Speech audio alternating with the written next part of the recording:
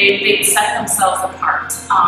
They are the ones who are making their own meals and eating really well. Instead of going out and doing maybe potentially frivolous things, they're in the gym and working out often all the time. Being an elite athlete, you have to make a lot of sacrifices, a lot of things that you decide not to do that a lot of other kids, a lot of other people will get to do, and you have to prioritize things. And that means you miss out on a lot of fun or a lot of distractions, really. And so it's putting in a lot of work, and it's prioritizing your fitness, it's prioritizing what you eat, doing meal prepping, training in the gym, and it's being consistent. And then when you get to showcase it, and when you get to perform, you have the greatest feeling of accomplishment because you've worked so hard for something that the 1% of people get to do. And when you actually achieve that, it's like the greatest feeling of euphoric, just elation. It's pretty awesome. I expect people to be wowed. I expect one of the things we did to test that and to show and to prove the fact that the teens are getting stronger and getting more fit and starting to slowly eclipse all these old numbers and these old, like a 500-pound deadlift or whatever for the guys. I mean, I expect a few kids to get through this deadlift ladder, which ends at 505, and I know back in 2009 or almost they did a deadlift ladder as well. We have all the same weights, and I expect these kids on an average to perform better than they did in 2009. So yeah, as far as that part goes, I for sure expect them to wow the CrossFit community. I've been following the CrossFit Games season ever since COVID happened, and as soon as I saw that the 2020 season completely got upended and the teen competition was no longer a part of the season, I was completely shocked. And then having known David Bradley, who won the CrossFit Games in 2019, and getting to meet some of his friends, such as Azariah, I followed them on social media, and I saw that Azariah saw this as an opportunity to really showcase what the teen athletes were about, and they are truly inspiring and special. So when I caught wind of what was going on at the Pit Fitness Ranch through Azariah, Brock, and Steph, I said, I have to be involved. So I reached out to him over the 4th of July. I was like, hey guys, this is what I can do, and I want to tell your story. I want to tell the world about what the teen athletes are capable of, and I also want to share what the Pit Fitness Ranch is stepping up and doing to provide these athletes with their own platform, their own showcase of their talents, because they are truly inspiring. They lift more weight than the average man and the average women, and they push themselves to the limit of fitness. And just like you see these athletes at the CrossFit Games do, the teens are doing the same thing. So we flew out to Three Rivers, Michigan, me and my buddy Harrison, and we covered everything. And that's what we're here to do, is to tell this story about how inspiring these athletes actually are. So my buddy Brandon hits me up and asks me, hey, I'm filming this teen fitness competition, would you want to go help me? And I said, of course, man, let's do this. He knew I was passionate about videography, and next thing we know, we're at the pit, and I'm just taking it all in. It's such a unique venue for this kind of competition, and I'm just blown away. I'm inspired by all these teen athletes that are lifting more weight than I can and just pushing their bodies to the limit like I've never seen before. So from someone that wasn't previously involved in CrossFit or the world of fitness, it just was truly a sight to see, and such a unique vibe that the pit was bringing to this competition.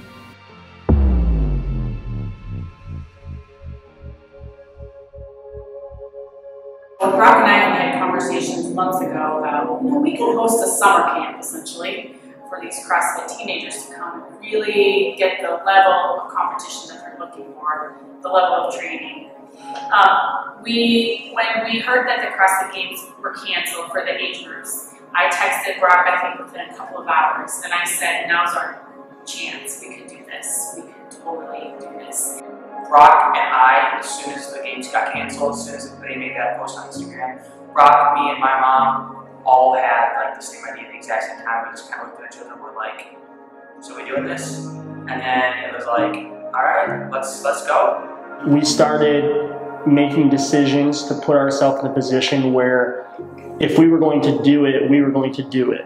You know, it was going to be like no halfway. It was a full send or a no send. We had a Zoom call. We invited anybody that wanted to be part of that conversation to be on that call. We had people like Chandler Smith and CrossFit Games athletes, a lot of the teenagers, a lot of their parents, and the momentum just began to grow. And we kind of showed them what we had to offer and sort of legitimized our venue as an awesome place to hold a really unique event in a really unique year.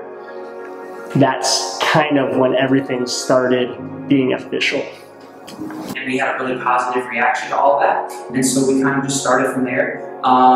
And we worked at one thing at a time, like, all right, well, we're going to do this. We're going to host a competition. So first thing we needed to do is we needed to invite the athletes. So I started reaching out. I actually got blocked on Instagram from DMs because I was DMing too many people. And I had to wait like 2 weeks before I sent out the last 4 invites, which was interesting. So I recorded a video at the pit of me making an invite, and I DM'd it to all the athletes that qualified, and then DM'd it to the next 10 out of the qualifier after those 10. And within about 2 to 3 weeks, we had a nearly full field.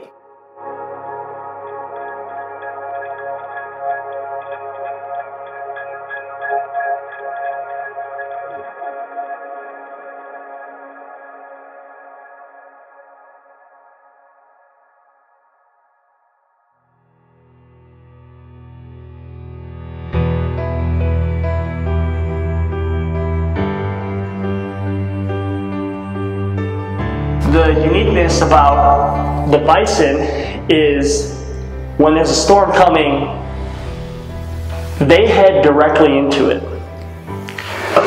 So as the storm is coming in, they walk confidently directly into the storm and on a consistent travel. They will walk all the way to the fence and stand there until it's over. What is unique about that and where my mind takes that is where specifically these athletes are this year. They're in the storm. And whether they were walking directly into the storm or they were huddled up over by the barn with somebody protecting them, we're going to find out this weekend. Whether they were taking charge, taking initiative, taking action, and taking it head on, or hiding. And this weekend, it's all going to come out.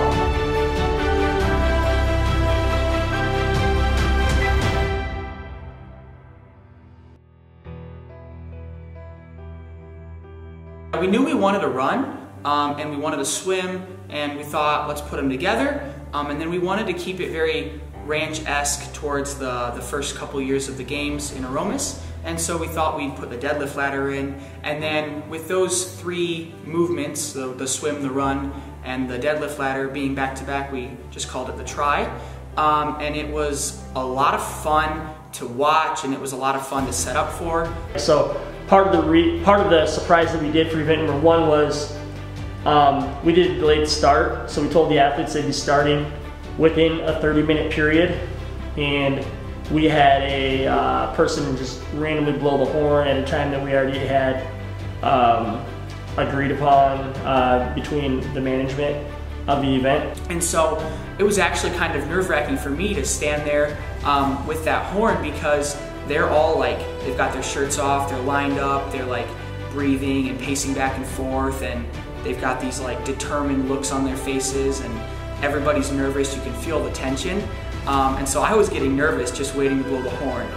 And I love the tension that was building as they were standing lakeside getting ready to get in the water. So that was a really nice piece. It was a relatively short swim, so it wasn't too much to freak them out and kind of throw them off on the very first day, but I thought it was a really interesting way to start.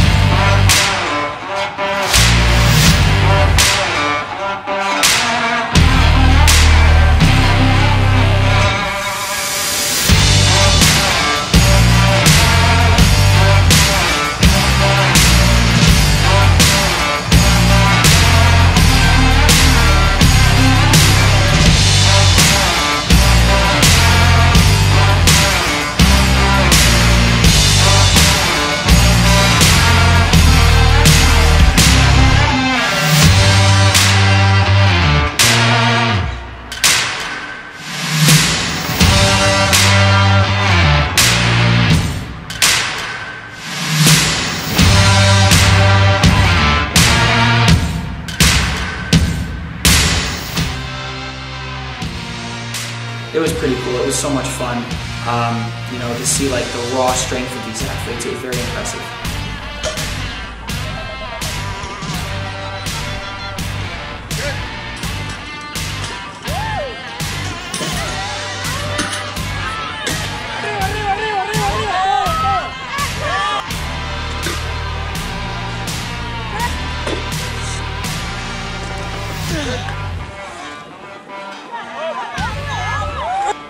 Three, two, one.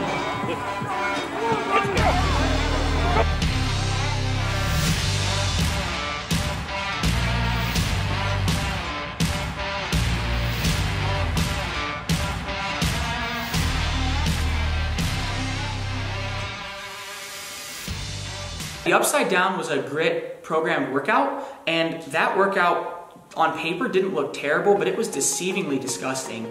That one, just hearing from the athletes afterwards, it hurt so bad, and it looked like it hurt too, because you see them going back for that third round on the rower, like just completely depleted of energy, and then grueling through those like 20 last thrusters. That was awesome. That was where we saw some really cool pacing.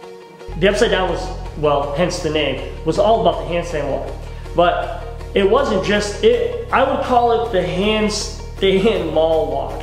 You know, they just sprint basically while walking. They all were flying, and I mean flying. And it seemed like if they could walk on their hands, they were really, really good at it.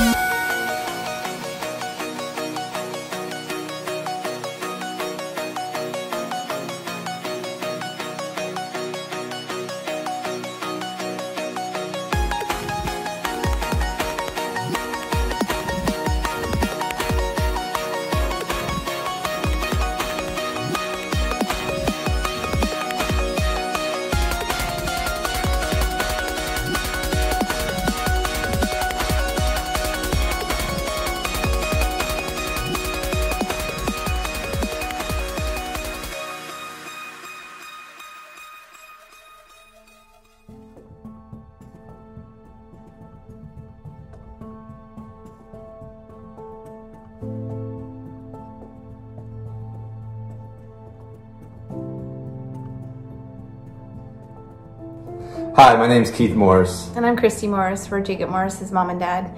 We wanted to first start off by saying congratulations for making it to the 2020 Elite Throwdown. It's a huge accomplishment. We know it wasn't easy. We know it took a lot of hard work, grit, patience, time, and also a lot of parent support and friend support and sacrifice. So good job, guys. Like, it's a huge accomplishment, and I hope you're really proud of yourselves. We're proud of you. We just want to kind of tell you about the experience Jacob Morris had at the games in 2019. He went there. I mean, obviously he put in a lot of work to get there, like all of you guys. I mean, you had to constantly be in the gym, constantly working out, constantly, you know, putting things aside so that you can get to this point in this career that you're going after. But when he got there, oh man, he took it all in. He had a good time. He got to hang out with people that he stalked on Instagram. You know, like, I'm sure none of y'all do that, right? But he got to actually meet the guys, you know, that he was competing with and become friends with them. Yeah. And lifelong friends for him, you know. So just go have fun, take it in, enjoy the time that you have, make new friends, and enjoy it. Yeah, we just want to encourage you to soak in every minute. Jacob's wanted to go and compete at the highest level possible. He worked really hard to get to the games, but he made the decision when he got there that he was just going to have fun. Because at the end of the day, that's what this is about. It's about having fun. So I want to encourage you guys to just have a good time. And like he said, make good friends, because you guys are some of the sweetest, kindest, most humble kids we've ever met in this sport. And it's been pretty encouraging to see that. Another thing that we wanted to share about Jacob at the games was the camaraderie that he had for other athletes. You know, we knew Jacob was always just the sweetest kid and the biggest heart, and he just loved people so much. No matter how good of an athlete you were, what you looked like, or anything, it didn't matter. He loved you.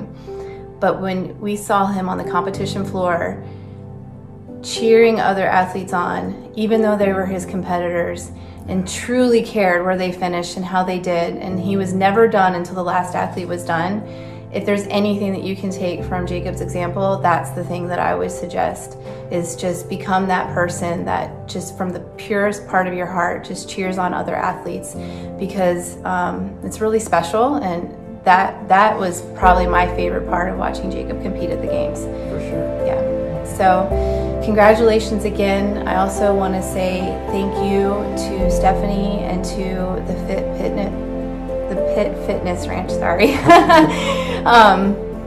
for honoring our son. It means a lot to us to know that Jacob is still, you know, his legacy is still carrying on, and that people are still hearing about his name and what he accomplished at the CrossFit Games, but also just the kind of person that he is. So thank you so much for honoring him. Thank you to the athletes for raising funds for the wall balls. I think it's such a cool idea that you guys did this, and we're excited to be able to use part of that money to do a scholarship fund for, you know, maybe an underprivileged teen that would love to do CrossFit, but they just can't afford it. So we're excited to, you know, find somebody that we can gift that to with the money that you raise, because CrossFit changed our son's life. It changed the trajectory of his life, and we want to be able to help other teens experience that. So thank you so much for that. And I just want to end with the last thing that our son said. He said it to his beautiful girlfriend Gabby right before he passed away, and just taking this to heart. It's so special, but just want to say what he said before he went to go meet Jesus. I love you. God loves you. Good luck, guys. Good luck and throw down. Yeah.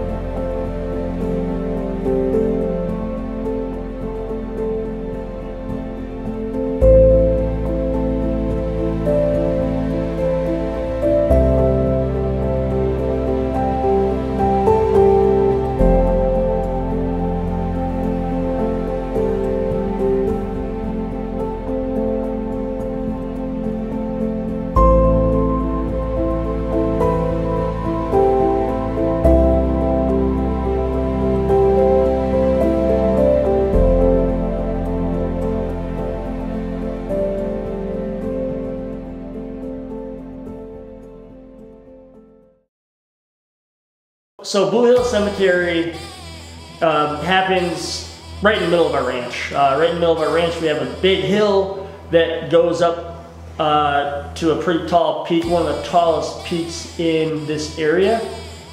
Blue Hill Cemetery was the nastiest workout that we programmed. Coming from testing these workouts, I can without doubt say that one hurt a lot. And you know, I didn't do it with the adrenaline of competition, but when these athletes are out there and you know, you blow that horn and they all start, they're just like full sending from the very beginning and hurting. And that was really like, you saw some grit come out in that workout. Those kids were hurting. They were hurting pretty bad. But That's definitely one of my favorite workouts too. Weekend.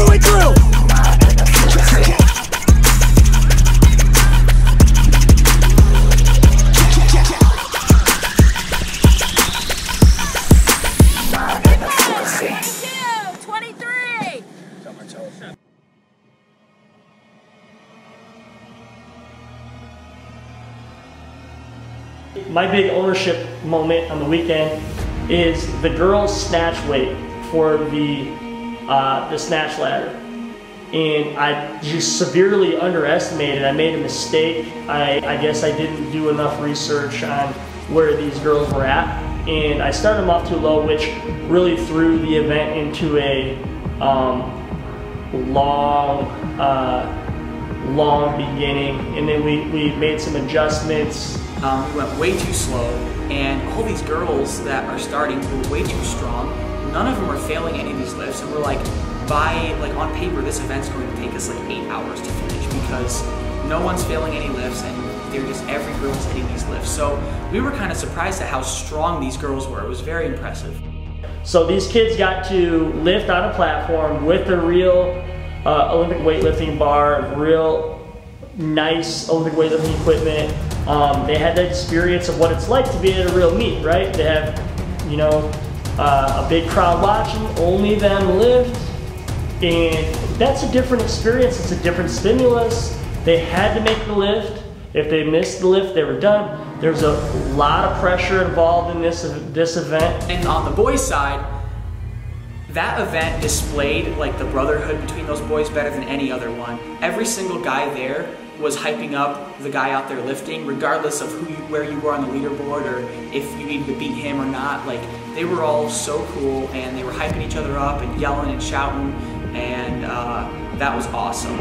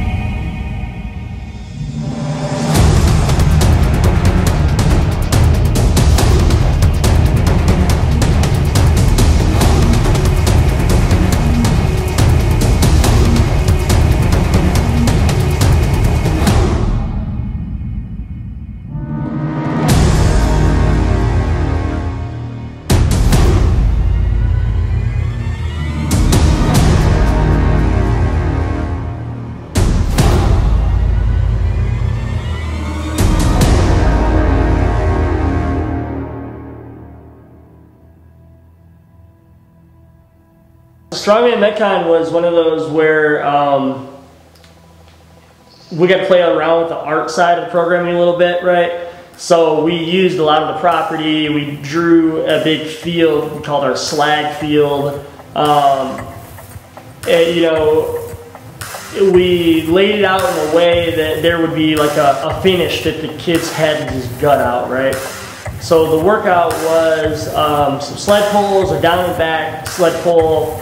After the sled pull, you did a farmer's carry, pretty good distance, I think about 200 meters to a pond. Then when you get to the pond or lake or whatever you want to call it, paddleboard around a triangle obstacle and then come back with the kettlebells, and then you finish on the slag field with one more down and back. That event was a true test of like guts and will on that last sprint. I don't think it was nearly as bad as the hill, but that was painful, and you could just see it on their faces. You know, their legs are just burning up and they're pulling that sled as fast as they can, and you know, it's barely plugging along because they have no energy. Sled pull down and back was the coolest thing to watch. Like, it was like, if you're it's like a spectator's, in my opinion, this was the spectator's dream event, because you get to see all the way around. You get to see them in the water, you get to see, but then you get to see their pure out grit and determination at the end of this workout, because there were several situations and scenarios where the athletes would get to the end and turn around and almost look side to side to see where everybody else was, and they would see that they were either, you know, 5 feet behind or 5 feet ahead of somebody, and then it was just literally a 40-yard sprint to the end with that sled. And it was basically just like, what do you have left? Not right here is where it is. What do you have? Let's see it.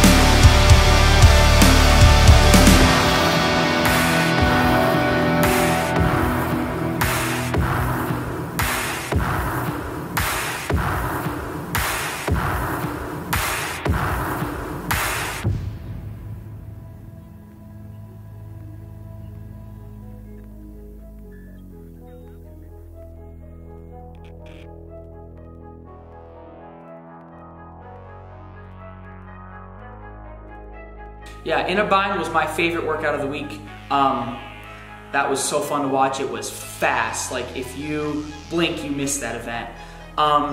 So they go out with 150 double unders, and basically the name of this game is like go for broke. Like, you need to go unbroken, you need to move fast in order to win. We put an aggressive time cap on it of 5 minutes, and we really were testing the athletes, not only their gymnastic capacity, but their ability to like hold that, push in that threshold for, you know, a couple minutes at a time. The story of In a Bind was, if you can't go unbroken on all of your muscle ups, then you're not going to win, flat out.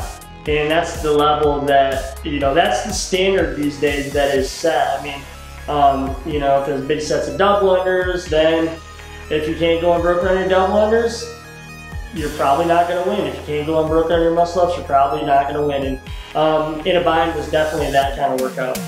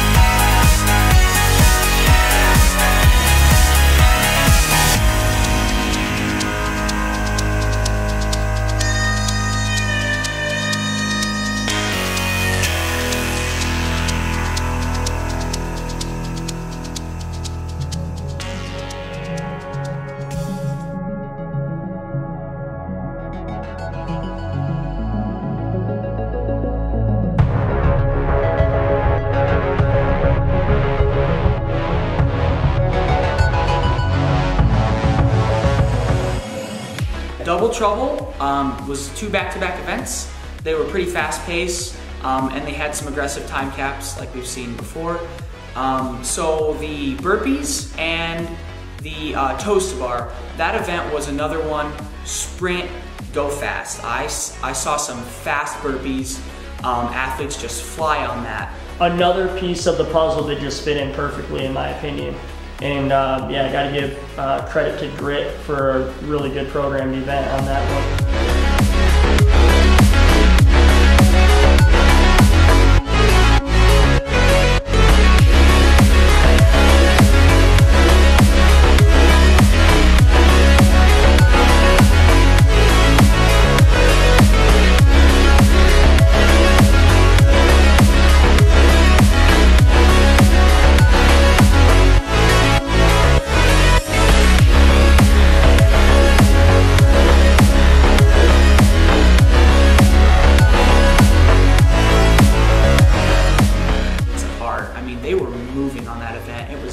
Really fast. And then they got a rest, and then they had to go into Double Trouble 2, and that event hurt. I did those events afterwards, and I can tell you that those 135 snatches felt way heavier than 135, and that event was painful. It was classic CrossFit at its finest. I mean, you know, we did our best within our space to make this feel along the lines of what it would feel like in an arena, having the athletes start out in certain places and finish in certain places.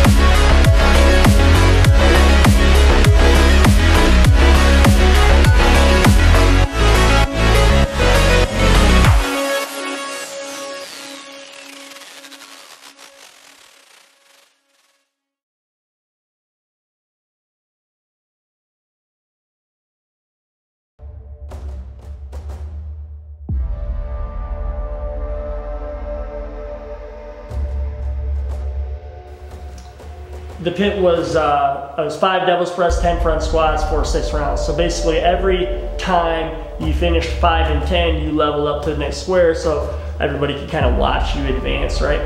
They're doing 60 dumbbell front squats and 30 devil's presses. A lot of time on the dumbbells, and it's just like a gross workout. There's not really any time to recover. You know, you get off the bike and your legs are shot, and then you just have to go to work on the dumbbells until you're done. My favorite thing about that event was that we put no time cap on it. So every athlete was gonna go out there and finish it.